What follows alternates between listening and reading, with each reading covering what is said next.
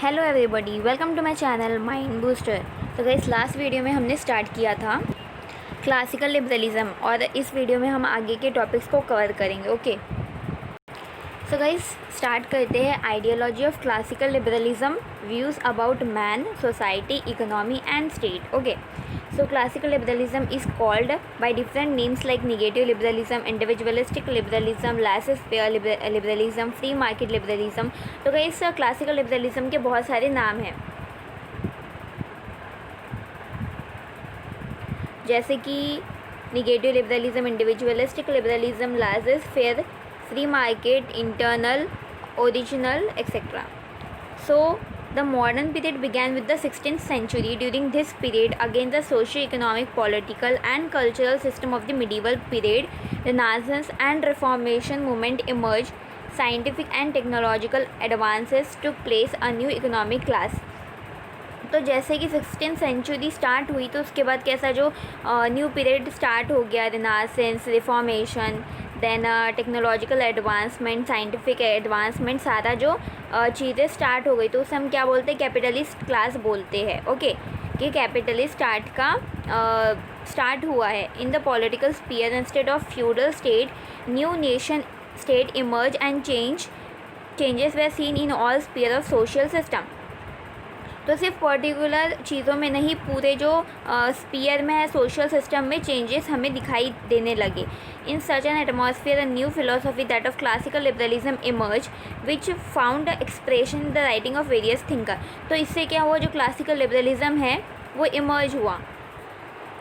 तो फिर बहुत सारे अलग अलग थिंकर थे, जैसे कि Thomas Hobbes, John Locke, Adam Smith, Malthus, Ricardo Bentham, James mill, JS. Mills, Herbert Spencer, William senior and Thomas pen, जिन्होंने क्लासिकल लिबरलिज्म को अच्छे से एक्सप्लेन किया है। Okay, now the social structure of the middle age was based on the hereditary principle of feudalism। hereditary means जो starting से चला आता है, जैसे कि हमारे पिताजी हमारे पिताजी के पिताजी से हमारे पिताजी में, हमारे पिताजी से हम में, और हमसे हमारे फ्यूचर जनरेशन में, तो वो हेरिडेटरी बोला जाता है। तो हेरिडेटरी प्रिंसिपल फ्यूडलिज्म में चलने लगा। The particular feature of which was that everybody has a master above him. The peasant had the landlord, मतलब जो एक पर्सन है उसके ऊपर एक मास्टर है। जैसे कि जो पीसेंट है उसका कौन है मास्टर, लैंडलॉर्ड है। लैंडलॉर्ड के ऊपर फ्यूडल लॉर्ड है, फ्यूडल लॉर्ड के ऊपर किंग है, किंग के ऊपर पॉप है, और पॉप के ऊपर क्राइस्ट है। तो ये एक पर्सन के ऊपर मतलब उसका मास्टर है। The reformation movement broke the authority of the church. तो फिर रिफॉर्मेशन से क्या हुआ, जो चर्च की ऑथोरिटी थी वो ख़त्म हो गई। ये एक बड़ा काम हुआ। The revival of commerce and the creation of new forms of wealth begin to challenge the ascendancy of the nobility and the demand for political and social reform that would improve their status and their business. Freedom from restrictions such as the medieval notion of just price, from the condemnation of lending and borrowing money at interest, and from taxes that constituted barrier to free trade। तो इसके बाद क्या हो, जो reformation हुआ तो जो church का ऑथोरिटी हुई वो कम हुई। उसके बाद जो फिर बहुत सारी मतलब प्राइस बढ़ा दिया जाता था, टैक्सेस लगा दिए जाते थे, और बहुत सारे बैरियर्स खड़े किया जाता था फ्री ट्रेड के ऊपर। तो वो सारे बैरियर्स को ख़त्म करने के लिए कहा गया। Okay, the rise and growth of town end of a new social class, revival of literature and art, birth of modern science and philosophy, and the rise of a large centralized state created a new epoch। तो ये सारे changes आए, मतलब growth हुआ towns में, modern science, philosophy, ये सब चीज़ें आई। The medieval ages were based on the privileges of a few in which individual liberty, rights, equality etcetera were totally absent. लेकिन इसमें क्या एब्सेंट था, इसमें था इंडिविजुअल का लिबर्टी, उसका राइट्स, उनकी इक्वालिटी एब्सेंट थी। Okay, The birth of the modern period start with the protest against this absolute and privileged authority, a kind of protest which was prevalent in all spheres of life and which challenged all the restriction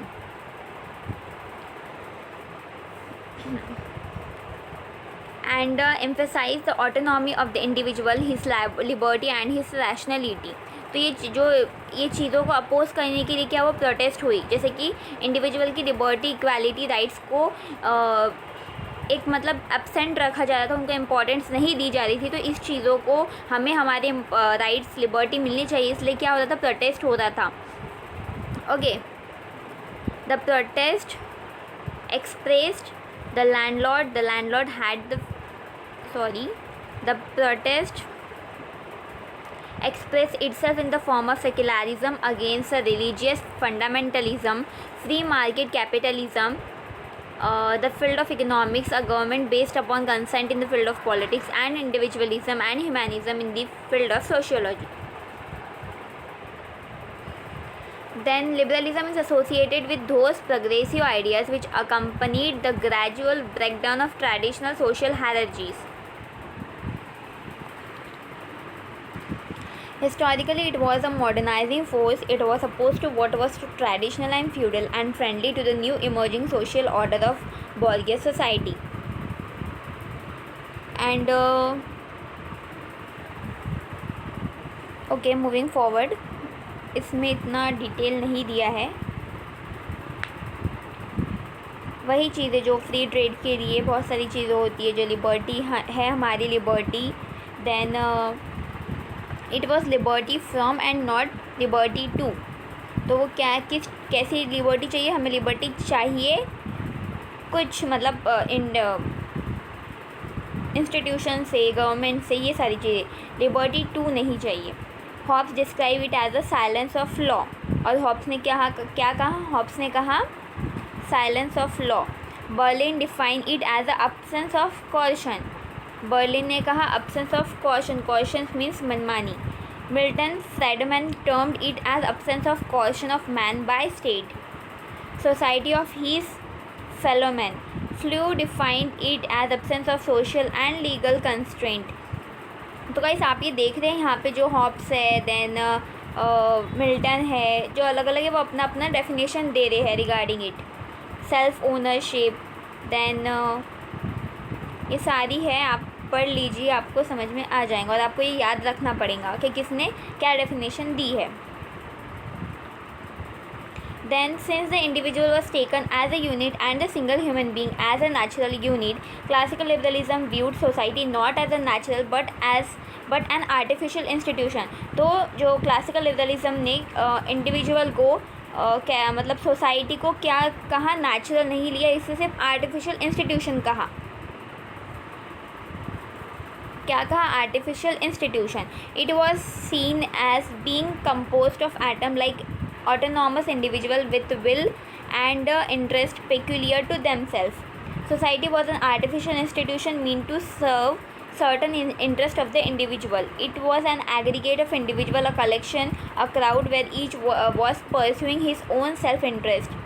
तो लेकिन ये कैसा है हुआ, means ये artificial नहीं है, it's a means a collection of individual participating in a particular according to their interest. Then Hobbes compared society with the sack of corn, और हॉब्स ने कैसे कंपेयर किया, सैक ऑफ कॉर्न से compare किया। They are associate they yet separate, तो वो क्या है, ये वो एसोसिएट है लेकिन क्या है फिर भी सेपरेट है। Bentham also view society as a fictitious body with no interest of its own apart from the interest of member composing it. It was considered a creation of the individual will based upon contract and a means to enrich individual end. Macpherson Lyas termed this view of society as a free market society. इन्होंने क्या कहा उसे, free market society, a meeting place of self-interested individual or society based upon free will, competition and contract.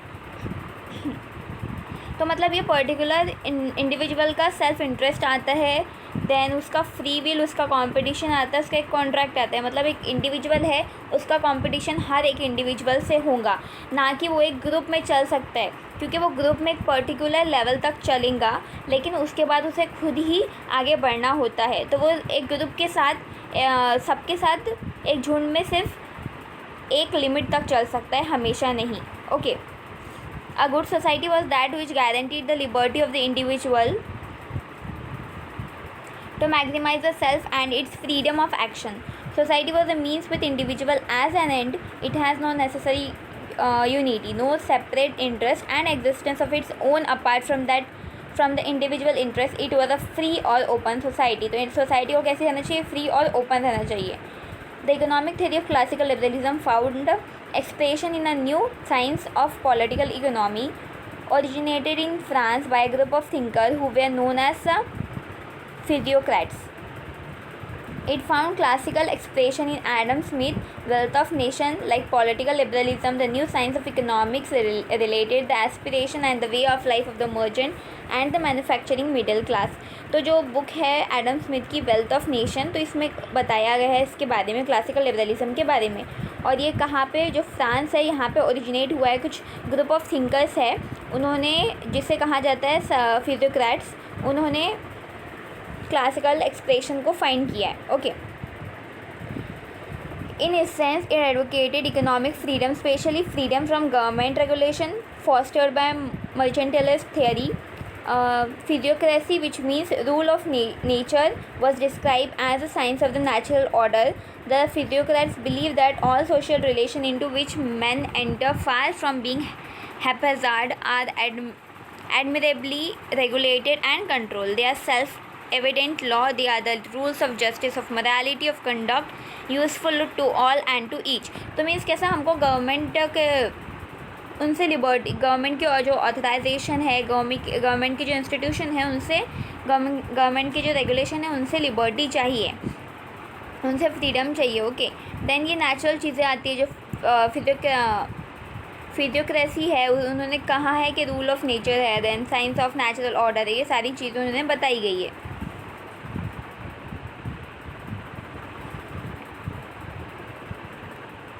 Then this new science of political economy conceived by physiocrats culminated in the classical economic liberalism of Adam Smith and was supplemented by Ricardo, Malthus, James Mill and others. तो ये सारे thinkers का भी contribution है. The physiocrats believe that if individuals were left alone to follow their enlightened self-interest, economic prosperity would result. Likewise, Adam Smith believed that natural economic institutions were not merely good, they were providential. तो Adam Smith के हिसाब से natural economic जो institution है वो good नहीं है, सिर्फ प्रोविडेंशियल है. Divine Providence has endowed man with a desire to better his own condition, so that man following where his desire lead is really accomplishing the beneficent design of God himself. Okay. Then Smith discovered that self-interest and benevolence were in pre-established and harmonious accord. By seeking one's own interest, one promotes by some mysterious process the welfare of all. There is no conflict between the individual self-interest and social welfare. तो individual के self interest में, social welfare में कोई conflict नहीं है. Every man as long as lie does not violate the law of justice. तो जब तक एक इंसान ज़िंदा है तब तक वो लॉ ऑफ जस्टिस को वायलेट नहीं कर सकता. और to be left perfectly free to pursue his own interest in his own way. और वो खुद के इंटरेस्ट को अच्छे से जी सकता है, खुद के इंटरेस्ट के ऊपर वर्क कर सकता है. And to bring both his industry and capital into competition with those of any other man और ऑर्डर ऑफ मैन. और वो खुद की इंडस्ट्री, खुद का काम, खुद का मनी, खुद की कैपिटल को एज़ कम्पेयर टू अदर उसको अगर लाना है तो वो उसके ऊपर वर्क कर सकता है. Accordingly Smith restricted the activities of the state to bear with minimum such as security of life, limb and property of the individual and some public work. So guys, video काफ़ी लेंदी हो रहा है and हमें ये video को यहीं पे conclude करना पड़ेगा. And we will see in the next video. और हमारा चैप्टर अभी भी बाकी है, तो नेक्स्ट वीडियो में हम इसके आगे के टॉपिक को कवर करेंगे. Okay. So if you like the video then please subscribe my channel and also hit the bell icon and stay with me. See you in the next video. Bye bye. Take care.